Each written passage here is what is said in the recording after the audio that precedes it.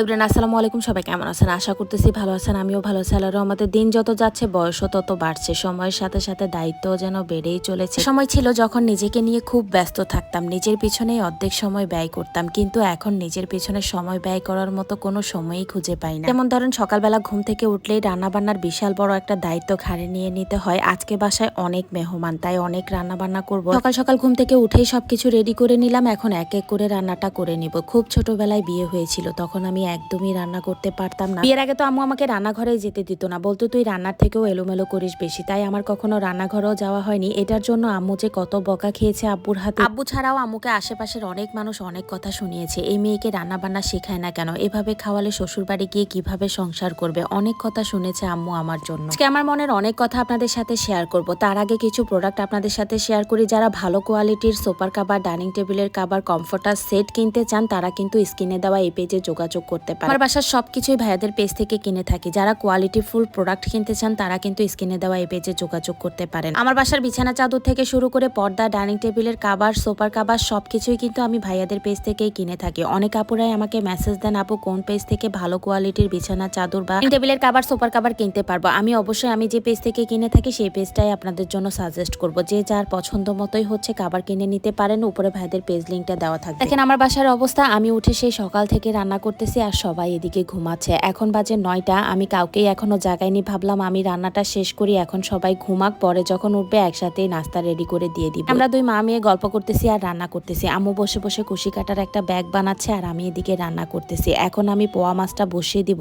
একটা একটা করে রান্না বান্না সব শেষ করে নিচ্ছি। যেটা বলতেছিলাম, মানুষের হাজার কথা শুনেও আম্মু কখনো আমাকে দিয়ে কাজ করাতো না, বলতো যখন সময় হবে নিজের ঘাড়ে এসে পড়লে এমনিই পারবে। কি একটা অবস্থা বলেন তো। ঠিক আম্মুর কথাটাই লেগে গেল। এখন যখন আমার ঘাড়ে এসে সবকিছু পড়লো, ঠিকই আমি সবকিছুই করতে পারি। বিয়ের আগে কেউ আমাকে এক গ্লাস পানি ঢেলে খেতে বললেও মনে হয় কি গায়ে আগুন লেগে যেত। আমার দাদু মারা গেছে, আল্লাহ বেহেশতে নসিব করুক। তখন দাদুর সাথে আমার এটা নিয়ে অনেক ঝগড়া হতো। দাদু আমাকে সবসময় বলতো তুই কেন নিজের কাজ নিজে করিস না। দাদুর কথাগুলো তখন খারাপ লাগলো, এখন মনে হয় দাদু কথাগুলো ভালোর জন্যই বলতো। দাদুকে অনেক মিস করি, মাঝে মাঝে দাদুকে অনেক দেখতে ইচ্ছা করে, মনে হয় দাদু এখনো আমাদের মাঝে আছে। এরা কখনোই কারো খারাপ চায় না, সন্তানের হোক সেটা নাতিপুতির হোক, যার ক্ষেত্রেই হোক না কেন ভালোর জন্যই সব কথা বলে। এদিকে দেখেন আমার পণ্ডিত কি করতেছে, রান্নাঘরে এসে সব কিছু নিয়ে টানাটানি শুরু করে দিছে।